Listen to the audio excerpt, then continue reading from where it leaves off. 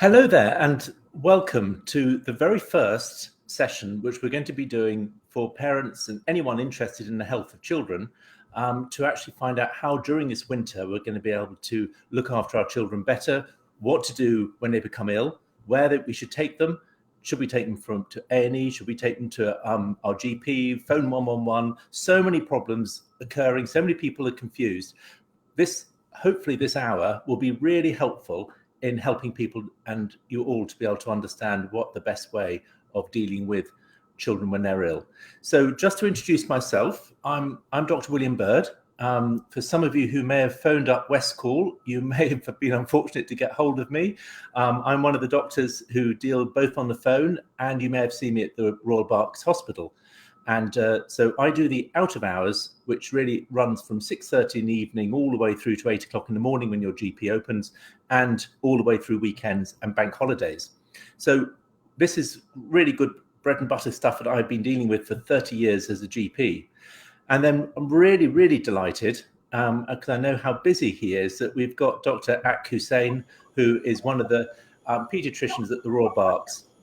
Do you want to just introduce yourself? Yeah, sure. My name's Hussain. I'm one of the paediatric consultants at the Royal Berkshire Hospital. So I have a presence on the ward, and I'm sure I've seen lots of parents maybe that are on this call, both on the ward and sometimes also I'm in A&E. And so, yeah, I'm really excited to be here, and really excited for any questions that come at the end of this, because obviously we're all interested, everybody on this call is interested in the best care for children, especially during this winter where things might be a bit stretched. Brilliant. Well, thank you so much for sparing your time, because I know you're incredibly busy at the moment.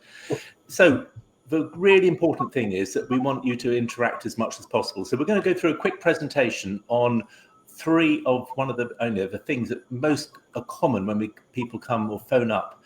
One is a temperature and a fever in a child. How high is too high? What is the temperature? Why is it there? Should I bring it down? Can I use ibuprofen and Calpol? All of those things we'll deal with, and you can ask lots of questions. The second thing is a cough.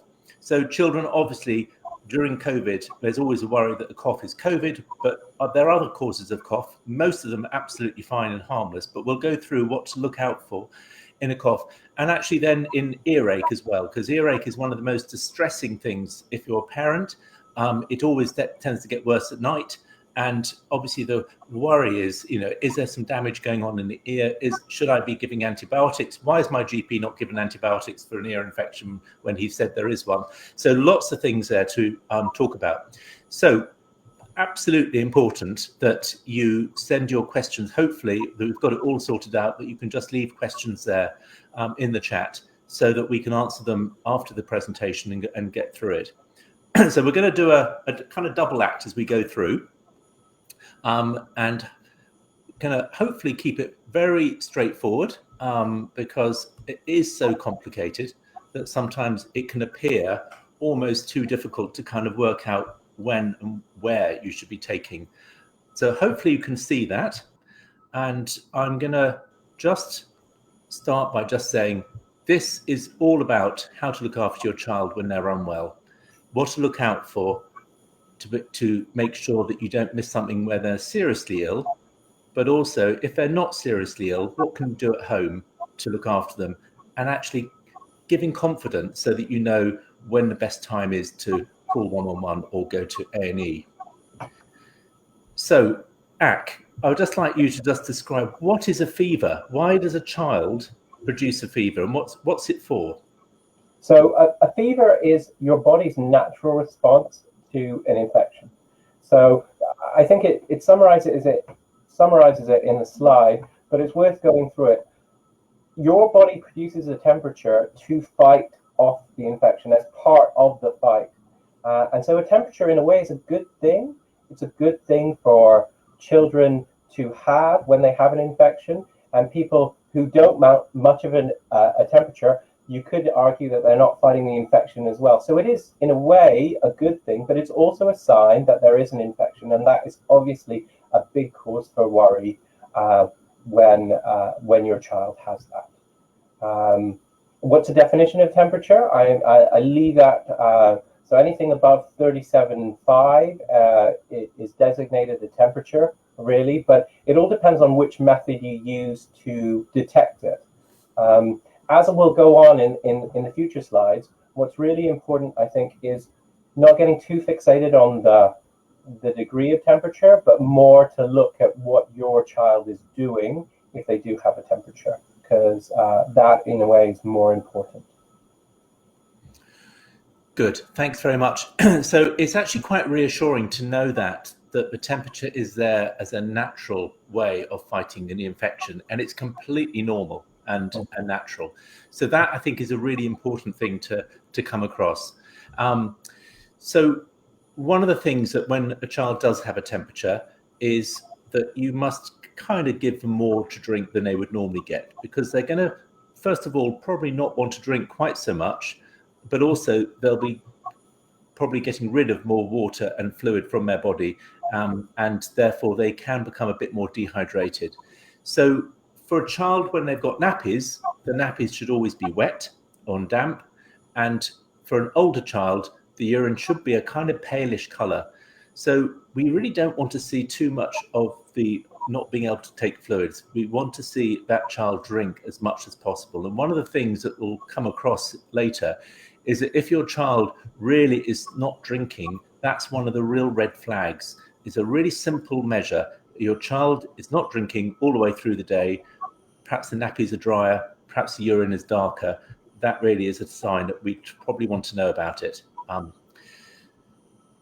So I think, as Ak said, it is a natural temperature. It's a natural defense of the body, and therefore it's doing it for a purpose. And we know the immune system is a little bit stronger in some temperatures, and also the viruses and bacteria don't like high temperatures either. So you're not treating the child with a high temperature for the temperature's sake. You're treating the child to make them comfortable. And I think that's a really important lesson, and it's in the guidance now that we're all taught as doctors now, of that you don't treat the temperature, you treat the child. So when a child has a very high temperature, they may get really distressed, they may get tummy pain, they might get a headache, they may not be sleeping. By all means, make them comfortable, but you're not worrying about that high temperature and treating it. That's the difference, probably, what we may have been heard earlier on when we were first going through this years and years ago.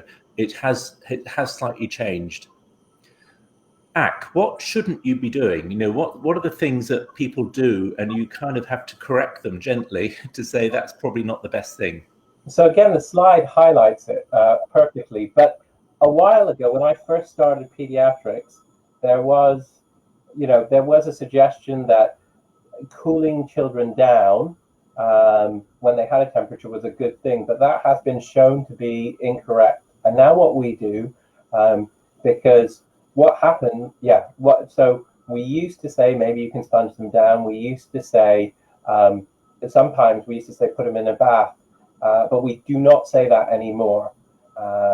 We don't ask people to undress their children. They can be in light clothing, but not to undress them and expose them completely, but to keep them in light clothing. And even though they have a temperature, a lot of children will shiver and they will appear cold, like you would if you were cold.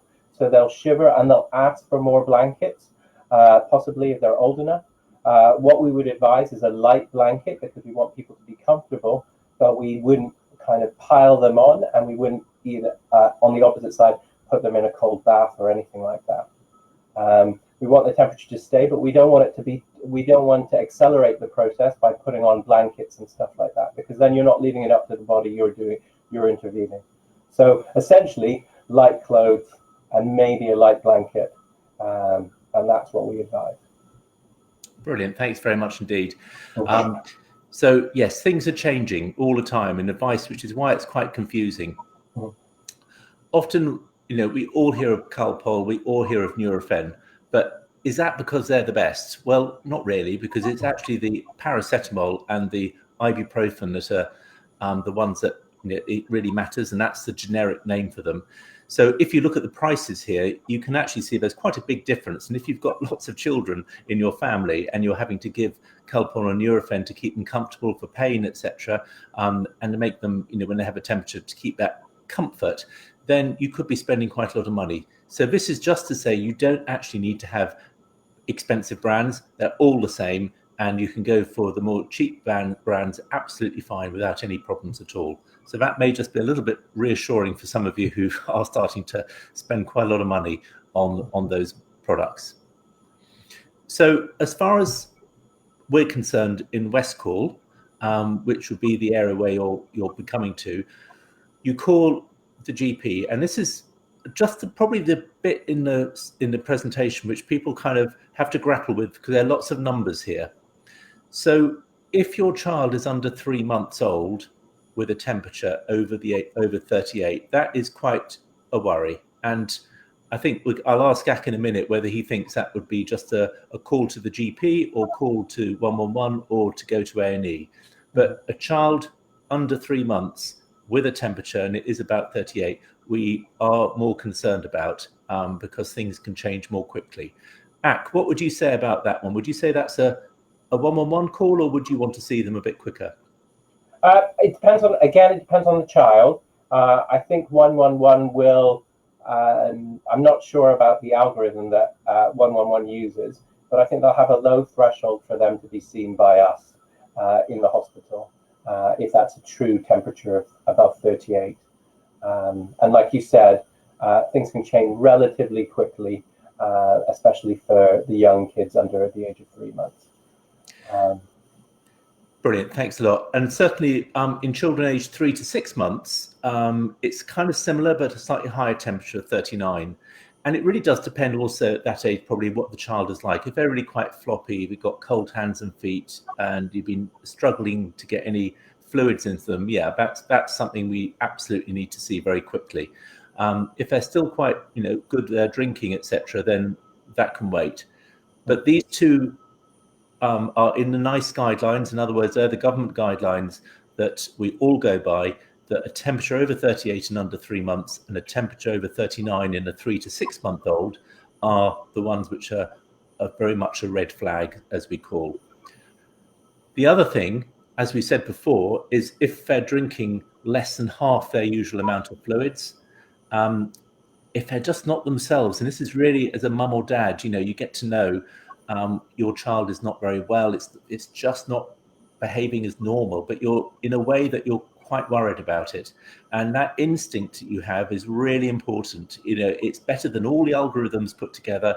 It's better than all the numbers we can put together. If you're worried, we're worried. So don't ever underestimate your gut feeling about your child. And then obviously if the nappies are dry and the eyes are slightly sunken, then that's a worry that there's a dehydration going there. And that certainly is a definite reason to call. Don't forget, we've talked about up to 6 months old. Above that, the temperature itself doesn't really matter so much, the height of the temperature, because often people really worry when their temperature is 40, and we don't really go above, apart from those 2 scenarios below 6 months, above that, we aren't so concerned unless it's associated with these other aspects there. And if your instincts, again, tell you something else is wrong, let us know, please call. So they're the main things there. Are you okay with that before I go on? Probably. No, I think that's important. I would just say that for kids who are obviously under 6 months who are getting their immunizations, some of those immunizations that you'll get over the winter period, they advise taking some paracetamol, because some of those will increase the temperature in that period of under 6 months. And so what you want to do is, in a way, kind of almost balance it, and so follow the advice is what I'm saying, and take paracetamol if it's advised to you. A, because it'll cause less distress to your child, and B, you won't get a worry of having a temperature when we've just told you to worry about it, essentially. Excellent, thanks very much. Yeah, and that is important because the temperatures can go up for the day, and we get a lot of calls when that does happen. So this is now the red slide. So the red slide clearly is much more likely to be from A&E. I don't know, Ak, this is your area. Could you just kind of guide us through this? So again, it comes back to what as parents, you're uncomfortable with. But essentially, if your child has a fit, so a fit because of their temperature or related to their temperature, which can be quite common in children over the age of 6 months. But if it's the first time that this has happened, then you should definitely call 999 while you put your child in a safe position. And we can go through that a bit later. The other things that you should worry about, along with the temperature, is if they have very, very cold hands and feet. Now, this does happen. Like I said, when you have a temperature, your body feels cold. And if you've come out from the cold, because it's been cold for the last couple of days, you'll notice that the circulation in your hands might go a little bit and you might be a bit cool. But if this is unusually cold and unusual for your child, accompanied with a temperature in an otherwise warm environment, in an otherwise normal environment, then that's something that you should be worried about. And then the extreme of that is if they go blue, in their hands, but also centrally, so around their body, around their face, if they're looking blue and very pale or blotchy, what we would call mottled, that is something that we would worry about. Again, both of these things, the blueness, the pallor, and the blotchiness, and the cool hands and feet do happen when you have a temperature. So it's a degree in what you're comfortable with and what you've seen in your child before. And then is drowsy and hard to wake? I think that's self-explanatory. If your child is not waking up and responding to you as normal, especially what we would call their conscious level, or if they're feeling floppy and they're not waking up, those are times to come into A&E. So it's really, trust your gut feeling, but these are things to hang on and to look at. Before any of this happens, your child will have stopped drinking and will probably show other signs before this has happened that they're unwell. Brilliant, thanks very much. And then just the continuity of this one is the rash that everyone obviously worries about with the meningitis rash. So perhaps could you just guide us through that, Ak, as well? Yeah. So again, what the slide says is exactly that. So we get this rash. So this is the rash that can accompany what we call meningococcal sepsis. So this is meningitis, or this is an infection that occurs, and it can lead to this skin rash. And this is a particular skin rash that happens usually in the peripheries, but it can happen anywhere, which does not go when you press on it. So the glass test means that you can press on it and see through it, but it does not go away. Most rashes, if ever you've had a viral rash or anything like that, if you press on it, it will go away, it will disappear under pressure.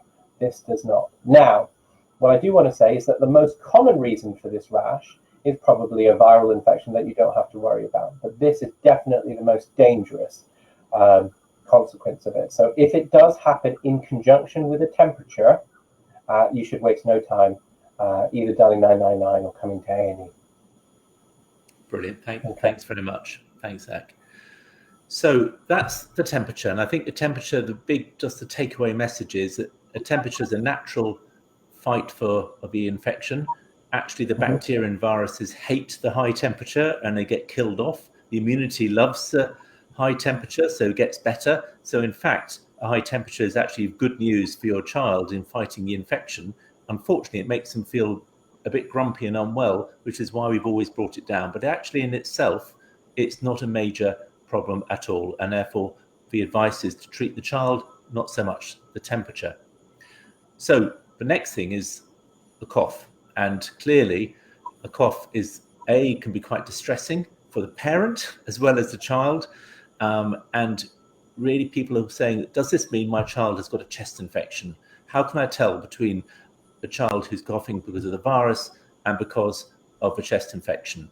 So I'll just run through this little bit here, because the louder the cough or the harsher the cough, often that means less likely to be a problem. So it's the noise of the cough, and you can get the croup cough, which is very much like a barking seal type of noise.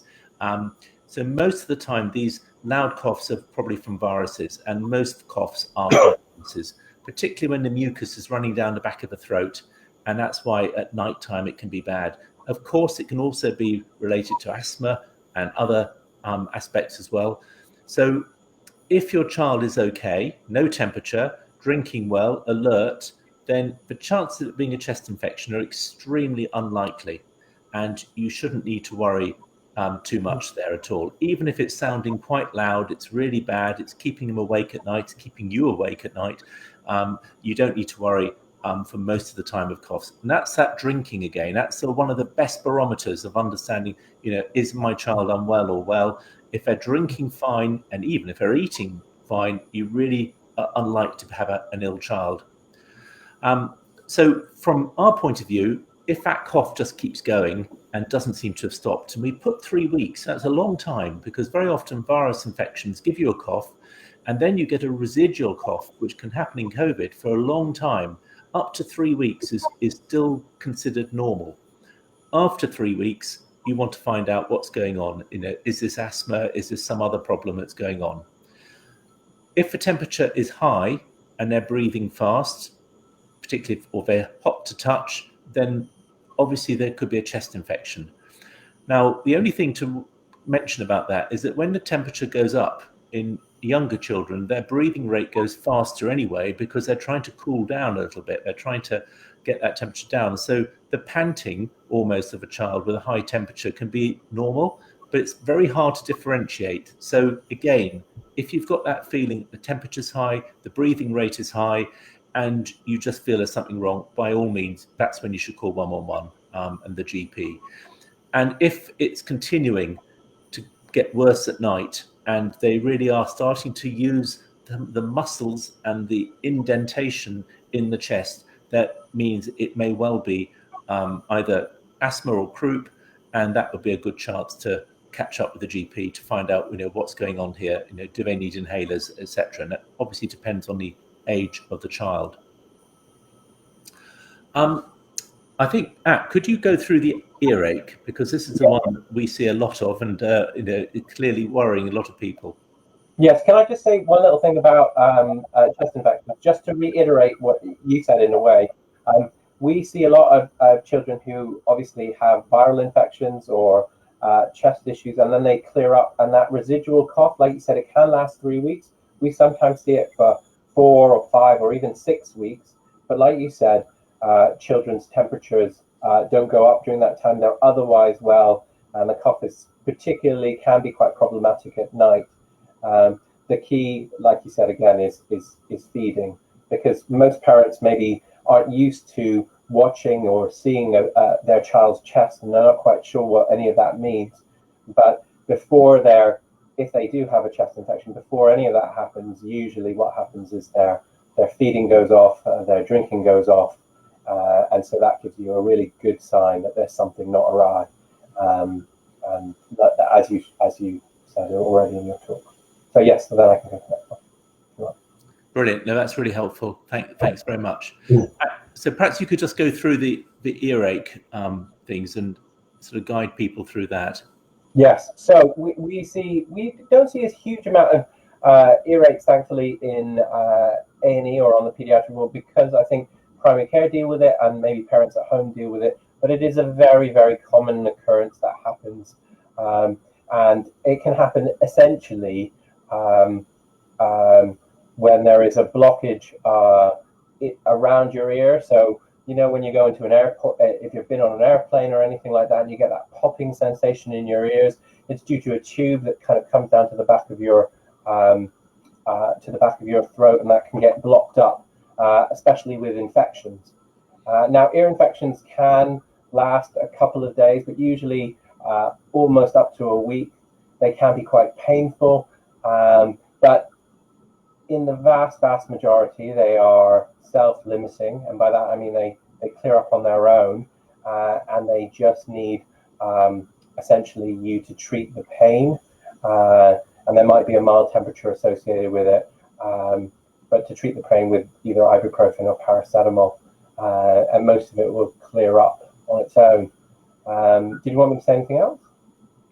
No, I think that's fine. And I can't remember the idea of antibiotics. Perhaps you could just explain there about why antibiotics aren't always given with ear infection. Yeah, well, I think antibiotics in the vast majority of children do not do anything, because antibiotics are there to stop bacteria. They have no effect on viruses. And what we want to do is we want to save antibiotics for when we need them, if your child needs antibiotics later on in life. So you don't want to use them unnecessarily. Also, there are side effects with antibiotics. And so it's upon all of us, including parents, not to want to give them unnecessarily. And so initially, the initial phase, I think, for earache definitely is to treat the pain and wait for the symptoms to settle on their own. If they're seen either in GP or if the symptoms continue for longer than 5 or 6 days, and you're worried that things are not getting better, then that's the time to really access either 111 or your GP, and to think, okay, maybe they need to be seen, and then we can do an assessment, and we can decide on looking at the eardrum whether antibiotics are more likely, worthwhile to be prescribed. Now, this is an add-on, if you will, of what William and myself have talked about fevers and just general unwellness, and the age as well. Because if your child has got a bit of an earache, but they're not drinking, and their temperature is high, or they're particularly young, obviously you'll bring them in for the not drinking and stuff like that. So earache is there to treat almost kind of in isolation, but always treat your child as you would altogether. Yeah, I think that's really important. Thanks. And one tip, what you'll find with the child with earache is that almost guaranteed they'll wake up at 1 o'clock in the morning screaming. And, if it's maybe the third night and you're thinking, oh my goodness, got to do something about it. When they do, that's because gravity has increased the pressure, and also the anatomy of the throat changes at night. So that builds up the pressure. So it tends to be about midnight to 1 o'clock they'll wake up. And what you do is you sit them up and you give them something to drink, you read a story, wait for it to calm down, put them back to bed. You can pretty much guarantee that you'll get a good night's sleep then for at least a few hours after that. But it is one of the most distressing things to see a child with earache. And just to add on what Ak said, they've done so many trials where they've given antibiotics to children with ear infections, and then they've given other children nothing or just a placebo, and to see what the effect is on both those groups of children. They've done this in many, many trials, and it shows there's no difference. So that's why the guide, it's not because we're mean or we're just not wanting to, give out anything. It's because it really doesn't make much difference. And that's why just on that second paragraph, there's some certain situations where we really will do it, because that's the guidance, or if a child is really unwell, or they're bilateral, or there's some other reasons as well. So it's not as though we're never going to give them, but you'll find often more and more doctors will say, no, we don't need to give it. And they're not being difficult or anything, they're just doing what the guidance says, because it probably makes no difference. And we have to remember that antibiotics do affect the gut and the bacteria in the gut of a child. And that we now know is really important for later on in life. Plus resistance, of course, is the other aspect. So I think just on it to end that with COVID, and obviously now we've got the Omicron variant to worry about. It's just when we're thinking things are getting better, it's all come back in the news. You still need to get a PCR test for your child. So age is no barrier at all for getting a PCR test. It's the three things. Obviously, for a baby, you won't know about the sense of smell or taste, but you will know about coughing and a high temperature.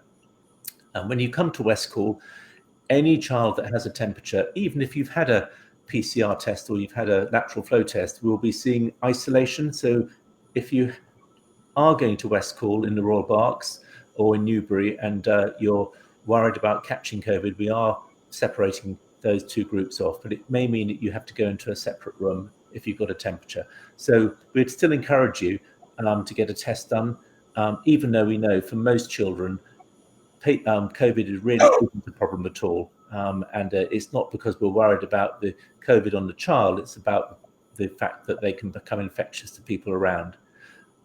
Anything more you wanted to mention, Ak, about COVID and children? Because obviously you used to be a lot more probably. Just highlighting your last point. We get lots of calls to the hospital about parents who are worried about COVID and their child catching COVID. We have, and remember, we've had COVID around for quite some time now. There have been I could probably count them on one hand for the whole of Berkshire that the Royal Berkshire Hospital sees. Count on one hand of children that have needed to come into hospital because of the COVID they have caught. So most children are completely well with it. It's the poor adults that are looking after the children that we are concerned about more than anything. And I keep telling parents who are worried, I say, don't worry about the child, worry about yourself. Because you have to not only deal with the COVID, but you also have to look after your child. And so, yes, the vast majority, like above 99% of children are fine with it. Brilliant. That's really reassuring. That's very, very reassuring. And as I say, you probably see a huge number that come through. So that's all we wanted to go through. Try to keep it succinct. There may be some other things that you're interested in, like, sore throat, tonsillitis, or tummy pain, which is one of the other common things, but we kept it quite short for that for now. But if you have got so many questions, then I'm just going to stop sharing this and so that you can see us again, and then we can hopefully answer your questions there. So I'll just wait for that to unload. And that's great. So there is a question. I'll let William. Do you want to read it out, William? Yeah. So first question: What would you advise? What would your advice be for primary age children going to school who keep falling ill every time it's a worry about COVID? Any guidance on how to keep them protected? Shall I have a go on that one? Yeah, you can have a go. And get you. So it depends on what they're falling ill with, and because obviously if they're getting lots of infections, like they're getting fevers or they're getting snuffles or they're getting colds, it's because they're going to school for the first time probably, or going to school. And in the September, when children go back to school, all the bugs are often first-time bugs for that child. So getting, and particularly nursery, where you get lots of infections, and in a way, every time they get an infection, they're building up their immunity. I know it's really horrible and annoying, and they're snuffling and they're miserable and they're cold and they probably have some temperatures, but in many ways that is building up their immunity. Now, some children seem to be more prone to it than others. I don't think there's any rhyme or reason why that happens unless there's a medical problem, but it's just how some children do respond, and get the infections more often. The big problem, of course, as you quite rightly say, is that you've then got to do a test on COVID each time they have a temperature. And unfortunately, that really is what you probably have to do. Obviously, over a few days, you don't need to keep doing it, but you will need to do it over, if it's more than a week or so between infections. And I think what we're saying is that, yes, you do, because you never know which one it's going to be.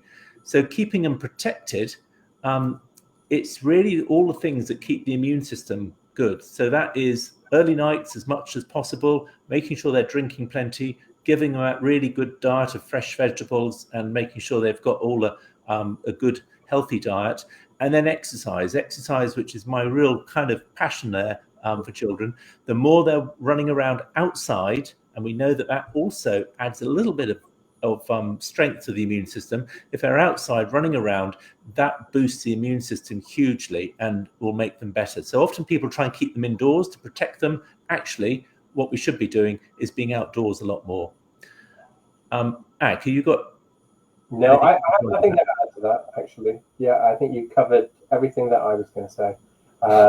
That especially this winter, we should expect most primary age children to get ill quite a lot, and it will be a succession. But this is a necessary thing that we have to go to if we're coming out of lockdown, and our children will be stronger for it at the end of it.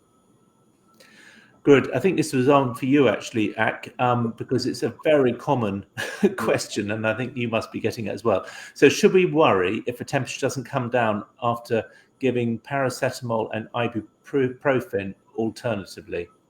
So no, not necessarily. Again, it comes to the reason why you're giving it. So paracetamol and ibuprofen, the evidence suggests that they lower the temperature by about 1 degree or so each. So if you imagine, if you're above 6 months, let's talk about above 6 months old, because under that it gets a little bit, the guidance is slightly different. But if you're above 6 months old, or if you're a year, or you're a school-age kid, and you have a temperature of 40, say, and you give a paracetamol, there is a good likelihood that the temperature will not come under control, and it might just go down to 38, or it might go down to 39, and so there'll still be a temperature. The focus, whilst the temperature is a guide that there is probably an infection around, it is about how well the child is. Obviously that changes, and we covered the kind of 6 months, birth to 6 months period, but no. So it's quite common for ibuprofen and paracetamol. What I would suggest is that a paracetamol and ibuprofen, I know lots of people give that alternatively to just kind of keep something in the system. Obviously, when children go to sleep, what I sometimes suggest, there's no harm in giving them, if enough time to allow, giving both doses together, just so that they can get a bit of a rest, but not to go over what it says on the packet of kind of the maximum dosage. Because people are asking me whether they should wake up their child at 12 or 1 o'clock to give them ibuprofen, and I'm like, no. Brilliant. Thanks very much, Ak. Yeah. Now, Niall, I'm just wondering, we've got a couple. Oh, you've got another one here. So, are you noticing more respiratory illnesses at this time of year than normal due to lockdown effects over the past year? Ak, are you? That's a simple question, and it's a very simple answer. Yes, we are seeing a lot more for this time of year. Our summer, the summer just gone, or the end of summer, I guess autumn, was much more like a bad winter, and so we're concerned about moving forward as the temperature stays cold and seeing what that will bring. But it's very difficult to predict. But we're bracing ourselves, and that's we're bracing ourselves. So yes, in a word. And I would say probably in primary care, exactly the same. Yes, we're seeing it. And there was a real worry that we'd get a very high level of what's called RSV, which is respiratory syncytial virus. And it has gone up, and it has been there. It causes bronchiolitis in children, can be a bit nasty. So we've seen that. And now we're just seeing lots of viruses as well. So, so just to mirror what Ak is seeing in A&E, we're seeing in out of hours. And that's why some of you may be getting calls at midnight when you've called up in the afternoon. I'm afraid that's simply because we're just struggling to get those calls back again. So is it negative to bring a temperature down with paracetamol? I've always heard that we have to let the fever run its course. So probably just to, yes, so that is, this is the real, I think, the contention, and we've, for the last 30, 40 years, we've been talking about you must bring a temperature down, you must bring a temperature down. And now, as we've said just a bit early on, that guidance has changed to saying, treat the child, not so much the temperature, because the temperature does have benefits. And I think one thing that is really important, because people say, but my child, I've heard that you can get a febrile convulsion, and therefore I don't want my child to have a febrile convulsion, which is why I'm bringing a temperature down. But unfortunately, giving Calpol and Nurofen and trying to bring a temperature down will make no difference to the incidence of a febrile convulsion. A febrile convulsion is a rate of rise of the temperature rather than the actual temperature itself. So often the first thing you know about the child's temperature is the fact they've had a febrile convulsion, which are harmless in themselves, horrible to look at, horrible to experience, but you have to remember that they are harmless. So by letting it run its course, you're not actually doing any harm at all. And in fact, as we said earlier, the immune system is slightly more efficient and the bacteria and viruses don't like it. Anything else to add to that? No, I agree. I agree with everything you've said. So perhaps you can help on this one. Any reassurance for COVID in children with complex needs and neurodisability? So, so we have seen some COVID patients on the ward, but I can't recollect, and bearing in mind I'm not covering the ward all the time, there are other pediatricians there, I can't recollect any child who has complex needs or who has an underlying, say, respiratory illness or chronic respiratory illness that has come into hospital and needed any prolonged hospital admission or a transfer to another hospital with COVID. I cannot most children do completely fine, and even these are children who have chronic illnesses, neurodisability, chronic respiratory illnesses, chronic cardiac conditions and stuff like that, where everyone's worried. And this, but I haven't seen any of them come into hospital with that. I've seen some well children who are a little bit older, kind of bordering adulthood, who've come in, but I haven't seen any, especially young children, who've come in. So yeah, it's really for us on the pediatric department. A kind of acute COVID it's been a non-entity.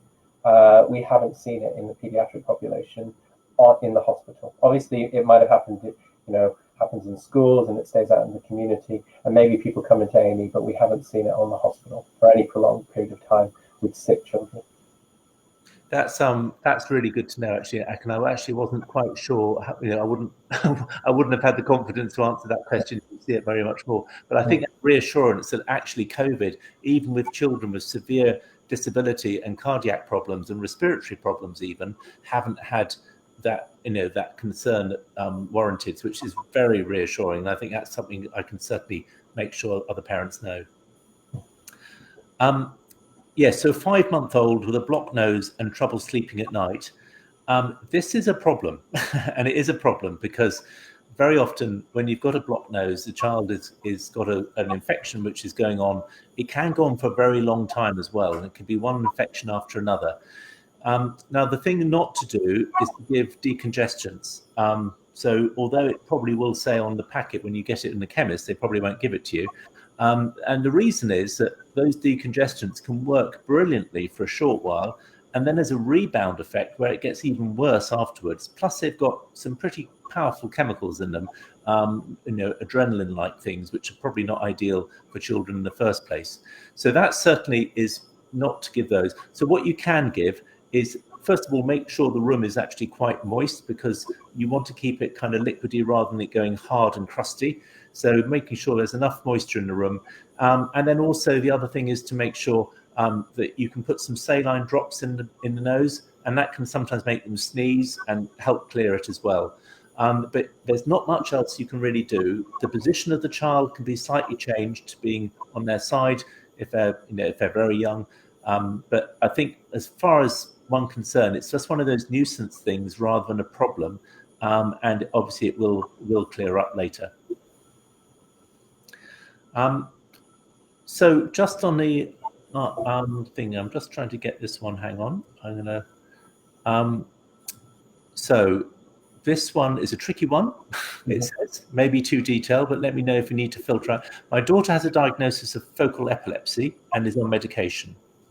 She recently had her first tonic-clonic seizure, and I've been told to watch and wait to see if it happens again. If it was to happen again, lasted just over a minute, do we need to come to hospital? Being given conflicting advice, this one was under 5 minutes. She was very out of it afterwards, saying later she couldn't talk, could see birds in front of her eyes, and she's 9 years old. Ak, I think this is one for you, really, and I think... Yeah, I mean, this is very specific. What I would say is, obviously, your daughter has a diagnosis of focal epilepsy, and now this is a different seizure type. And we know that sometimes we do get different seizure types if someone's used to one type of epilepsy, and we need to get some pattern. If the fit lasts for less than 5 minutes, we don't necessarily recommend that they come into hospital, but obviously it's about concern and being familiar with it as a parent. If you're not used to your child having a seizure at all, I would always say that on the first seizure, you're going to come into hospital because it's a very, very scary ordeal. I'm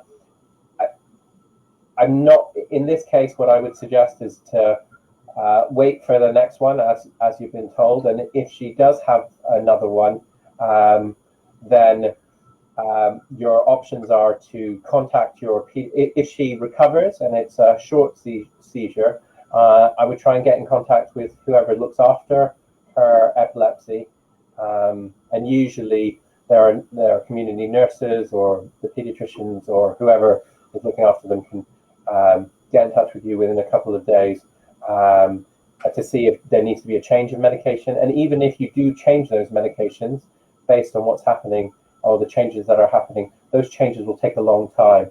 But if she's recovering and the seizures are short and they're relatively infrequent, i.e. she's recovering fully, then you might feel that staying at home if she recovers is a better option, and then contacting your pediatrician or whoever's looking after her during the light of day. Thanks very much, Ak, and I hope that does explain everything to the person who put that question, and that's been very comprehensive.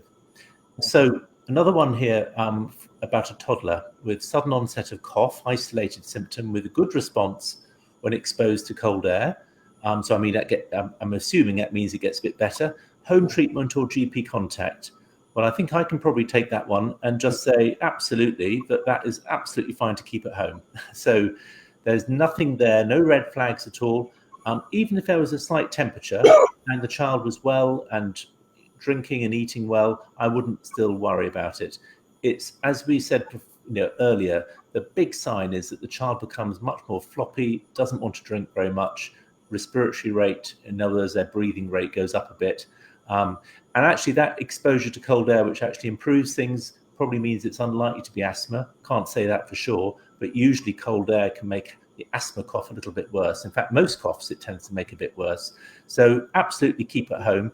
But as we've said earlier, don't forget that cough could go on for a long time. It can go on for certain weeks. So don't expect it to get better in the next few days, unfortunately, but don't worry if it does go on for much longer than that into the weeks.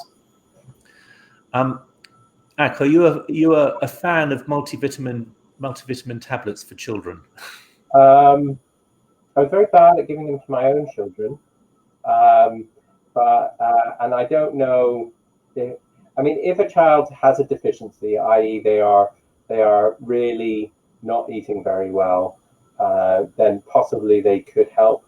The recommendation is that most children under the age of 4 should have some vitamin D, and so multivitamins, general multivitamins, have the right amount of vitamin D, and vitamin D has been pushed generally. But do they stop colds and cough symptoms? Children who have cold and cough symptoms? I'm not sure. They obviously don't do any harm, and so if they do improve it in the occasional ones, I would advocate it for those. But I'm one of those doctors that don't do as I say, don't do as I do. I have bottles of Abadec at home which were used for a little while and then discarded, unfortunately. Yeah, and I think what we can say, probably what you're saying really is there's no massive silver bullet to sort out the world, but it's not going to do any harm anyway. So I think that is kind of coming down to personal choice in a way. I don't think we're going one side or the other too much. This is one which is actually interesting, and I think I might have a go at this one, which is about sodium chloride as the nebulizer in children with cold and flu symptoms. So salt water is obviously it's better than fresh water because it's what's called isotonic. So it means that actually when it goes into the lungs, it doesn't cause a little bit more problems than sometimes water itself can do that. So it's used to sometimes clear airways, etc., but it's not something we really do. And I wouldn't really feel, I can see perhaps sometimes when you've got problems with, the air is incredibly dry, then you probably do need some kind of misting to try and make that air a little bit moist. But I don't know, and I'm perhaps going to put this one to Ak. Certainly, it's not something we do in primary care. Ak, would you use sodium chloride for cold flu symptoms in a child? No, I wouldn't. No. There's a small subset of the population of children who have particular symptoms, who have chronic illnesses, that we sometimes give them sodium chloride nebulization, but not routinely, no. Fine. So I think we can probably be quite happy on that one, that we're not going to jump and say grow for it at all, even though it won't do very much harm. But I do know in some countries they advocate nebulizers a lot more. Like in all countries, cultures that some people have come from to Berkshire can show very different things and behaviours, and particularly one of them is the temperature, where there's often a huge amount of worry in certain cultures about it. So the next one we've got, and we've just got a couple more, so please, thanks everyone for hanging on, and I hope this has been helpful. If you've got one last question, do it. At the end, we'd love to know whether you'd want to see these again, and whether other topics we can go for and explain, whether this should be a regular occurrence during the winter, or whether you feel this is enough. You've had enough of us already. But do give that feedback when you finish, and there'll be a questionnaire through it. So this question is: any advice of distinguishing flu versus COVID in children, or is it flu or if flu not a problem in children, especially as we're expecting a bad flu season this year? How many children we've had with flu, Ak, so far?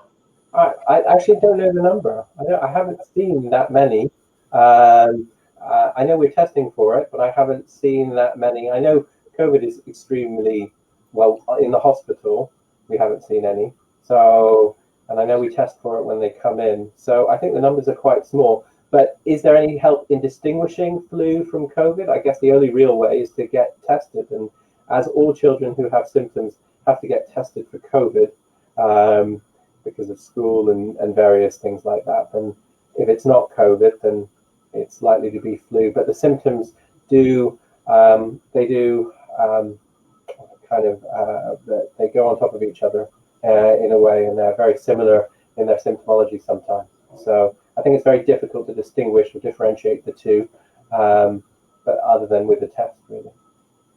And I totally agree. In primary care, we've hardly seen any flu at all. I did have a quick peep at the government website, which tells you what flu levels are, and it really hasn't taken off. You're absolutely right, that person who put the question there, that it was predicted that flu will be bad this year.